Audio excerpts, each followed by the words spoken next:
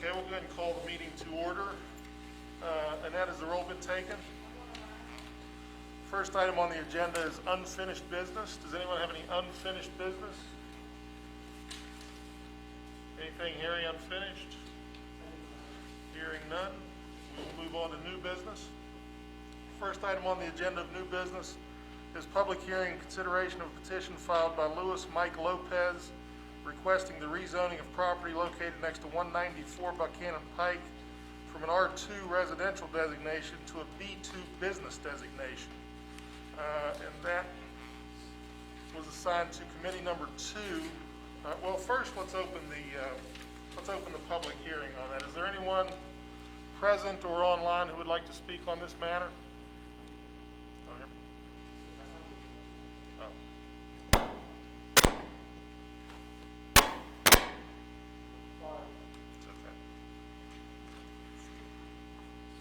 Is there anyone present or online who would like to speak on this matter?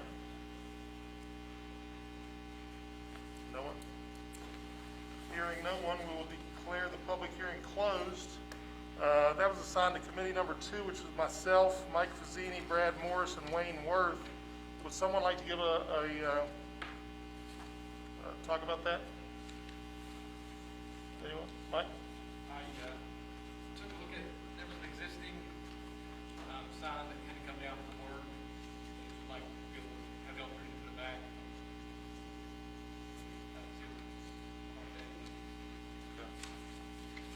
Anyone else have anything to say on that? It should be a business anyways. It's always been a business there. There's no reason for it not to be, and that frees it up. It's already a class 4 anyway, so it's common sense. Yeah, I feel the same way.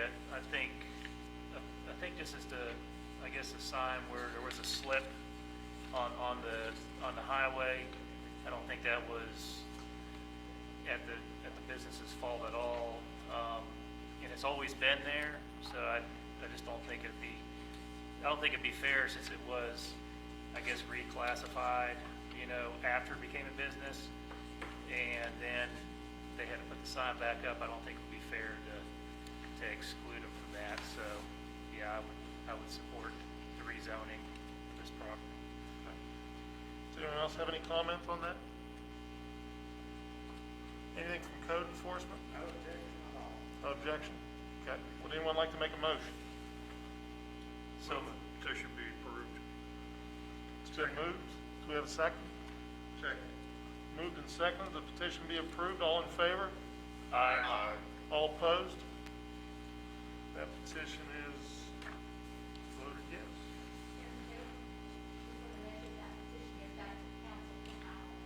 Okay, that will go back to council for final approval. Thank you, Annette. Okay, next item on the agenda. I'm sorry, we did not. Thank you very much. Annette, would someone like to make a motion for approval of the minutes of October 13th? So moved. Second. Moved and seconded. All in favor? Aye. Opposed? Minutes are approved. Thank you very much, Mr. McMahon. Next item on the agenda is new business. Is public hearing consideration on proposed amendments to sections 1305.01, 45.1, 1305.01, 45.2, 1305.01, 52.5, and 1339.04 of the Planning and Zoning section of the codified ordinances to provide medication-assisted treatment program facility and shelter land use definitions, associated permitted zoning district locations, and associated special exemption requirements. I'm going to turn this over to Harry, or John, okay? You want to give us some more information on that? Yes, included in the packet is the staff report indicating the general idea for these text amendments. In particular, they're medication-assisted treatment program facilities. They're established by West Virginia State Code under the Medication-Assisted Treatment Program Licensing Act. It's Chapter 16, Article 5Y of West Virginia State Code. The Act establishes opioid dependency treatment protocols and that involves controlled substances such as methadone, Suboxone, and similar medication-based treatments. These are Schedule III opiates used to treat opioid disorder.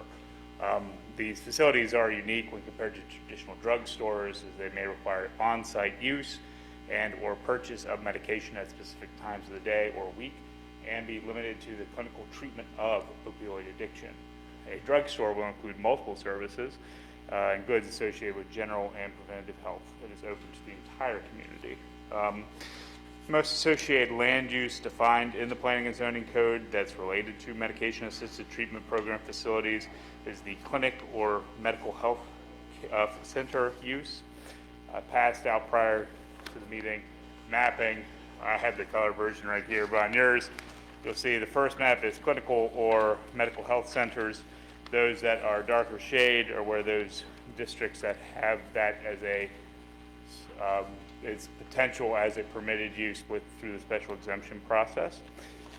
What we're proposing, and I'll get to the nuts and bolts of the proposal here a little bit, is this change to just have proposed medication-assisted treatment program facilities in the I-2 and I-1 zones. As it currently stands, if it were a clinic or medical health center use, it would be permitted in additional residential zoning districts, and particularly the downtown core. Moving on to shelter land uses, a shelter is defined in the Planning and Zoning Code, but it's never really identified throughout any of the land use tables or anything as an actual land use. The proposed amendment to the definition will differentiate a permanent shelter and an emergency cold weather shelter accessory land use, and also differentiate the term shelter as a land use and as shelter as a thing. We're in a shelter right now. In particular, the purpose is, there's a general purpose for of the use to provide temporary food, clothing, or sleeping arrangements to persons, families, or parts of families on a temporary occupancy, or to persons who are homeless, displaced, or victims of physical or mental abuse. So it's providing services to transient individuals year-round. So both of these uses, as established, would be permitted, may be permitted in the I-2 and I-1 districts, the industrial districts. I say may be permitted as they will go through the special exemption process through the Board of Zoning Appeals. Whole slew of conditions that staff has proposed for these uses as they relate to the physical construction and the development of the site. In particular, emphasis was on buffering these uses from any residential land uses or residential zoning districts. And also providing emphasis that these facilities will have parking associated with them, especially facilities not necessarily, not butyrone, but Suboxone based as opposed to methadone based, where you have methadone based in West Virginia, you have individuals that daily have to come on site. So there's a higher frequency of people driving to site, which may be a nuisance to residential areas. So we're providing a recommendation. It's on page 3 and through 5 of the staff reports. In particular, you get the definitions then of medication-assisted treatment program facility. In the special exemption table, identifying the specific outline of how we would like to see the site developed, at least per staff review. And then, let's see, I guess that's the end of it. And then we're recommending at this time that Planning Commission send a favorable recommendation to City Council for approval of the text amendment as provided in the report and included on ordinance form on addendum A of the staff report, which that provides just once again restating those definitions in that special exemption table. Provide additional information, take questions as necessary right now. All right, thank you. Does anyone have any questions? Comments, concerns? The only one I had is if they do medical marijuana, does that come into context here? Because there's a little bit of subjectivity in the interpretation of medical use and for the treatment thereof, and that's coming down the pipe probably someday. Well, medical cannabis is permitted under a different section of West Virginia State Code. It's the Medical Cannabis Act, I believe, as opposed to the, what is it, Medication Assisted Treatment Program Licensing Act. Different code sections. The medical cannabis, in lieu of it being regulated as a zone in a zoning district or as a land use by the municipality, state code requires that we're supposed to specifically look at those facilities like drugstores. That's not included in the medication assisted treatment facility language with the state. If we would like, the city can also regulate medical cannabis, dispensaries, processors, and growing facilities. Growing facilities in the state are generally in the county areas, it's not along with processors just due to requirements for space. But dispensaries is something we can't investigate. Well, I mean, that's not what we're talking about today, but that it would be, my wife's from Montana, and every time I go up there, it was a real mess on how those were set up, but that's a different topic. I guess I was just concerned that someone comes in and says they're using it to treat the opioid crisis as a medical thing, and then come in underneath of that. But they're treated separately by state code, is what you're saying? Yes, and specifically per the regulations in front of you now, the one provision would require that let me pull up the exact code. State Health Department approval would be required with the special exemption application. Okay. So the state has to be okay with this before they even come to the Board of Zoning Appeals. Okay, fair enough. Okay. Does anyone else have any questions, comments? Do I understand that the ordinances, as you have it marked here, shows I-1 and I-2 as permitted areas? And are these I-1 and I-2 that are blacked out Yes. on the map? So on the clinic or medical health center, those are areas in the city where the land use is permitted. So that would include I-1, I-2, and those business uses and some of the higher density residential. I'm sorry? So for clinic or medical family, it's showing all of the business uses, all of the R3, R4, I-1, I-2, and I believe there's another business district in there as well for clinics, as they may be regulated now. What we are proposing is just I-1, I-2 on this map that says proposed medication-assisted treatment program facilities locations. So this map is just I-1, I-2. That's just I-1? Yes. And that's the proposal? Yes. Thank you. Anyone else, comments, questions, concerns? Just asking on the shelter end of it. I'm really wondering if we're maybe tightening the screws up too much on the shelters, because general thought, and this is going back to my wife's work, she used to do homeless outreach. Most of those are nonprofits, and we're talking about them making investments in at least a half acre of land, but even a small shelter facility. I'm looking at like parking requirements, and I'm thinking in the back of my head, how many homeless have parking, have a car to park to go to the shelter? It just kind of almost seems like we're overreaching to keep it out than it is to allow that. And then I kind of look at maybe we're overdoing the scope and saying some of the things like the domestic violence shelters. Most of those are women and children.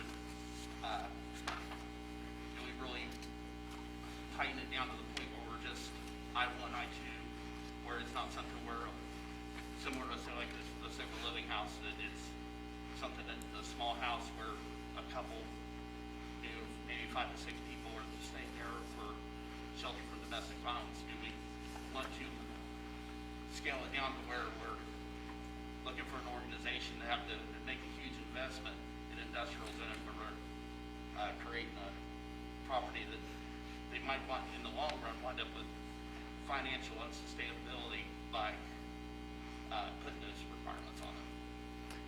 So I can go through these points raised. The medication-assisted treatment program facility would have the minimum roughly 1 acre site. The shelter land use as provided on pages 2 and 3 of the staff report, does not have that provision. It does have a buffer provision of 300 feet for the shelter from a residential use. So if there's a house next to the shelter, it has to be at least, there's that 300-foot buffer, which is pretty significant. That could be reduced. There's additionally landscape buffering and screening requirements. We're asking for 1 parking space per employee plus 1 per sleeping accommodation. We could rework that to be just 1 parking space per employee. That way there's ample parking for volunteers, but not excessive parking. I'll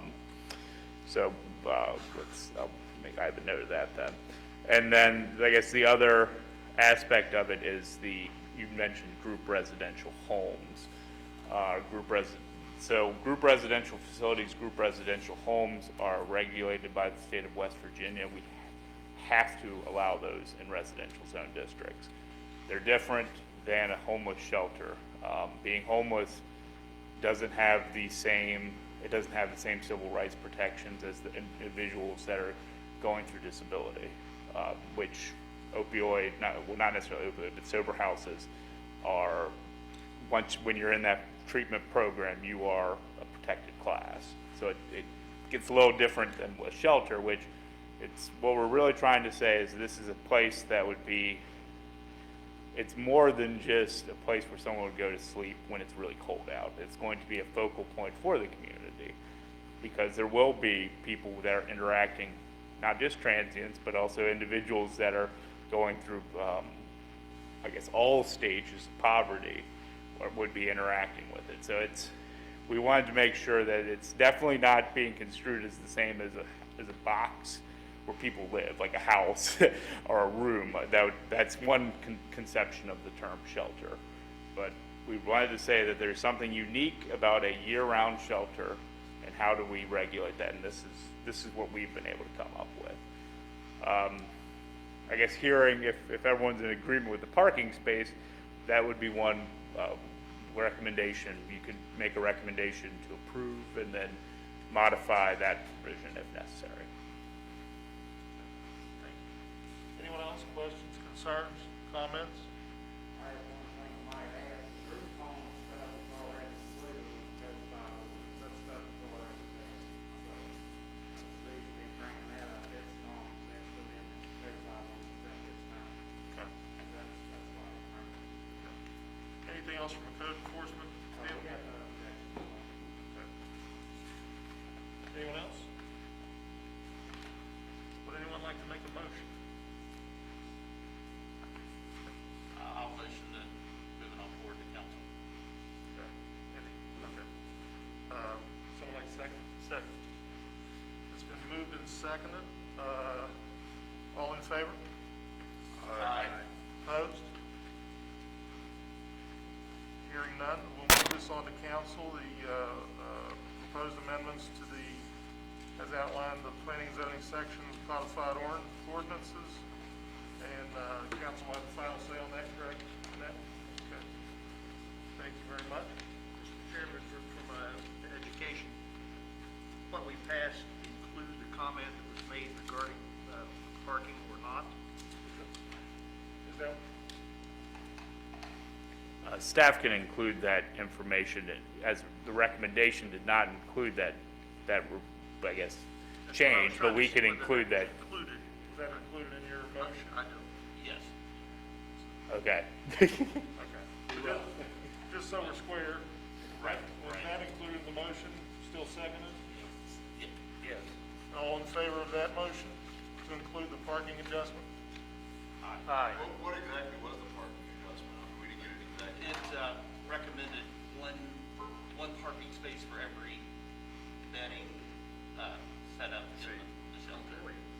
Well, one employee and one per bed in the shelter. So as stated or not as stated, 'cause there's a few different things.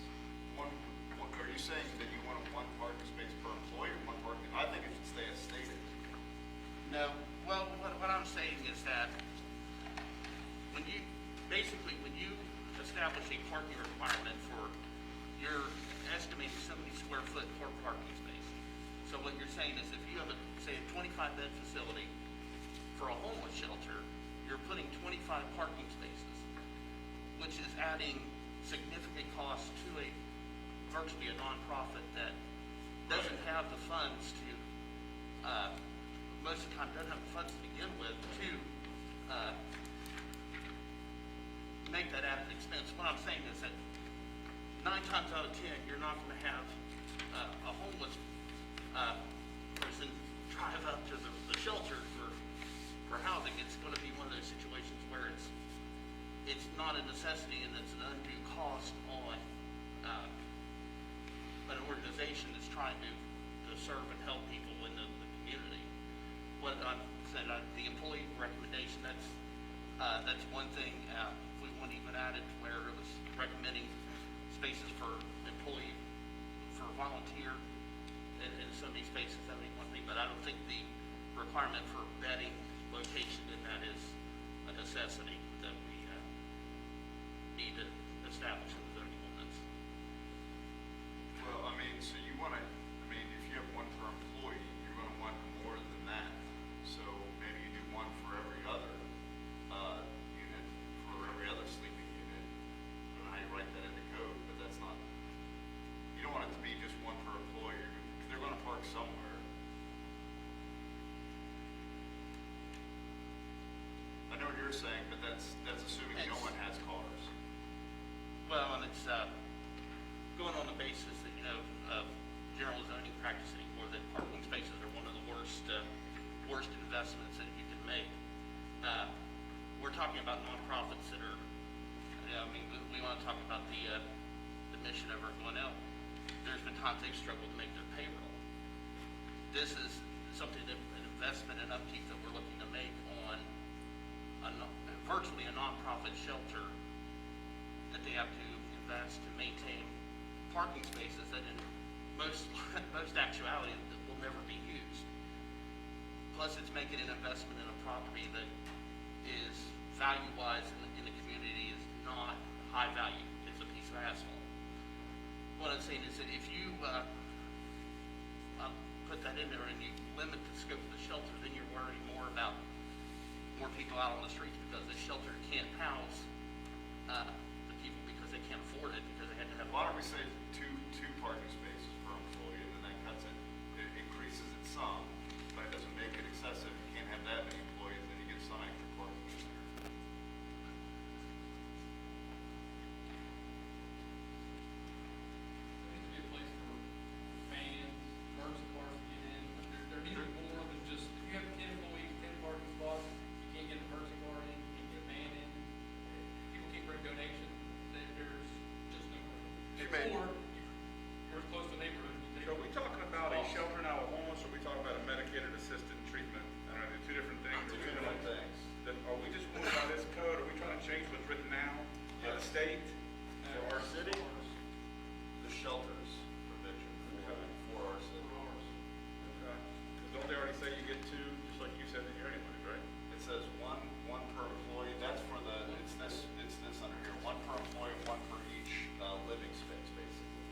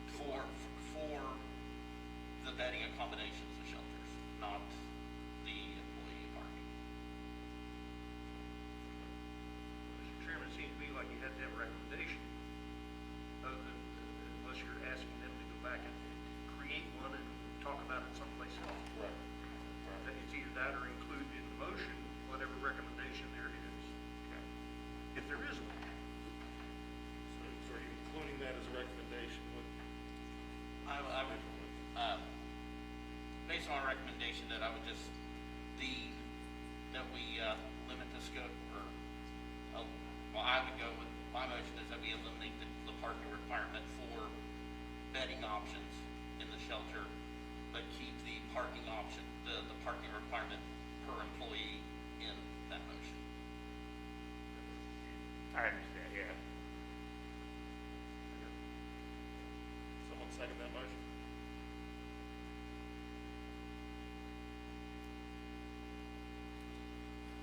For a second?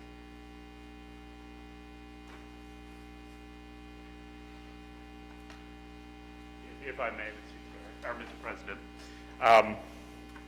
I would offer an alternative recommendation if the parking is still going to be an issue. You could provide a favorable recommendation to City Council with the exception that staff recommendation for 1 parking space per employee plus 1 per sleeping accommodation for the shelter land use be stricken. Hearing no second, the motion dies for lack of a second. Someone like to make a new motion? I think the suggestion was just made. Is that right?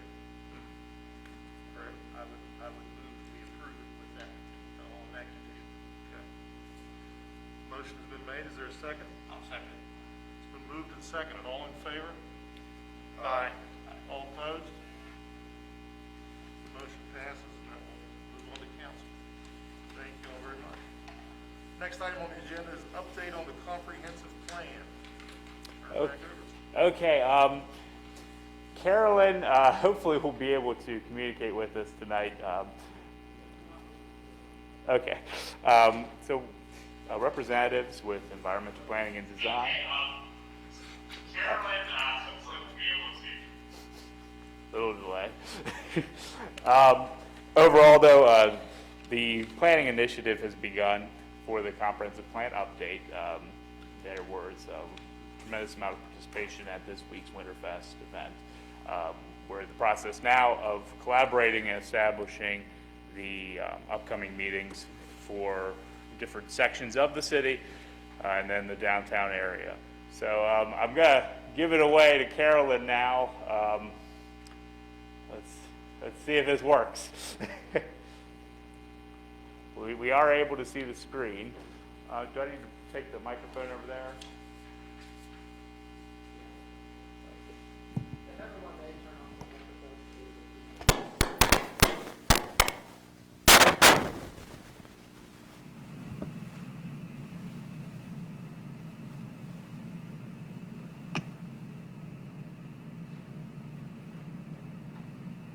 I believe I am about a 5-second delay from you all.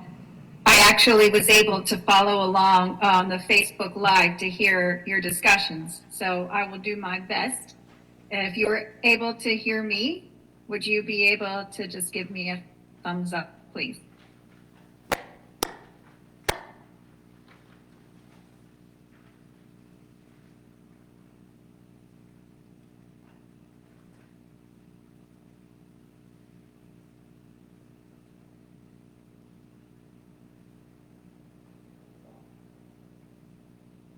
Thank you. We were able to reach about 300 people in discussion and in filling out some feedback in terms of 2 key questions as part of Winterfest. We had a card, it's shown in the bottom portion of the screen that I have shared, as well as then something that people were able to come up to an exhibit and share with us something that they like about Clarksburg and what are some of the challenges.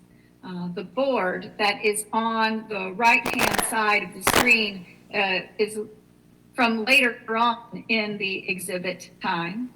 And then the boards in the left side top of the screen were our space there at Winterfest.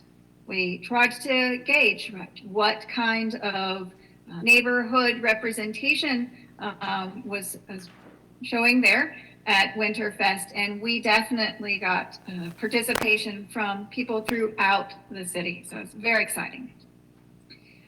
This kind of information is going to be something that actually leads us into a series of neighborhood meetings, generally slated for the later part of March.